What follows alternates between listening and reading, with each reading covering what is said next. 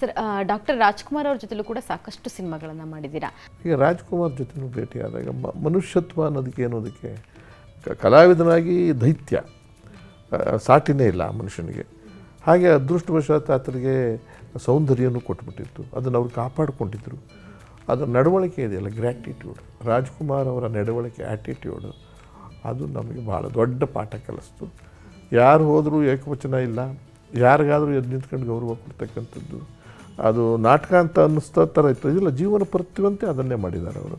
50% ಇವತ್ತು ಅವ್ರು ಜೀವಂತವಾಗಿರೋದು ಅವ್ರ ಆ್ಯಟಿಟ್ಯೂಡಿಂದಲೇ. ಪ್ಲಸ್ ಅದ್ರ ಜೊತೆಗೆ ಅದ್ಭುತವಾದ ನಟನೆ ಮಾಡಿದ್ದಾರೆ. ಆಮೇಲೆ ಎಲ್ಲೋ ಒಂದು ಕಡೆ ಅವ್ರ ಕೌಟುಂಬಿಕ ಸಮಸ್ಯೆಗಳು ಏನಿದ್ದರೂ ಕೂಡ ಪಾತ್ರ ಮಾಡುವಾಗ ಅದನ್ನೆಲ್ಲ ಮರೆತು, ಮೈ ಮರೆತು ಜೀವ ತುಂಬ್ತಿದ್ರು. ಜೊತೆಯಲ್ಲಿದ್ದವ್ರನ್ನ ನಗಿಸ್ಕೊಂಡಿರ್ತಿದ್ರು. ಒಟ್ಟಿಗೆ ಸಂಘಜೀವಿ, ಒಂಟಿಯಾಗಿರೋಕ್ಕೆ ಇಷ್ಟಪಡ್ತಿರಲಿಲ್ಲ. ಏನಾದರೂ ತಿನ್ನಬೇಕಾದ್ರೂ ಕೂಡ ಎಲ್ಲನೂ ಹಂಚ್ಕೊಂಡು ತಿನ್ನಬೇಕು. ನಮ್ಮ ಶೂಟಿಂಗ್ ಹೋದಾಗ ಯಾವುದಾದ್ರು ಹಳ್ಳಿನಲ್ಲಾದರೂ ಕೂಡ ನೆಲದಲ್ಲಿ ಕೂತ್ಕೊಂಡು ಊಟ ಮಾಡಬೇಕು, ಎಲ್ಲರೂ ಒಟ್ಟಿಗೆ ಕೂತ್ಕೊಂಡು ಊಟ ಮಾಡಬೇಕು.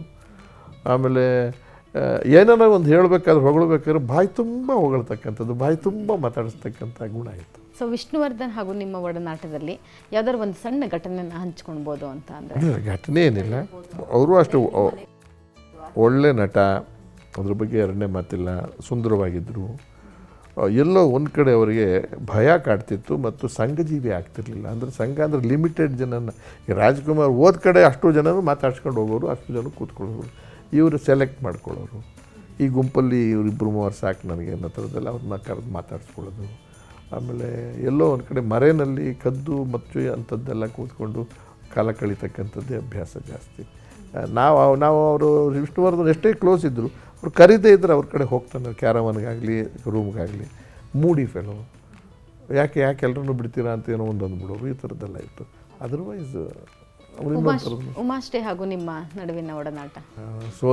ಸೋದರಿ ಥರ ಪಾತ್ರದಲ್ಲಿ ಏನೇನೋ ಮಾಡಿದ್ದೀವಿ. ತಂಗಿ ಅಣ್ಣ ಇದ್ದಾಗೆ ಅದು ಸಣ್ಣ ಪುಟ್ಟ ಕಷ್ಟ ಕಾಲಿಗೆ ಜನಕ್ಕೆ ಮಾತಾಡಿಕೊಂಡು, ರಾಜಕೀಯದಲ್ಲಿ ಮಾತಾಡಿಕೊಂಡು ಜೊತೆಲಿದ್ದೀವಿ.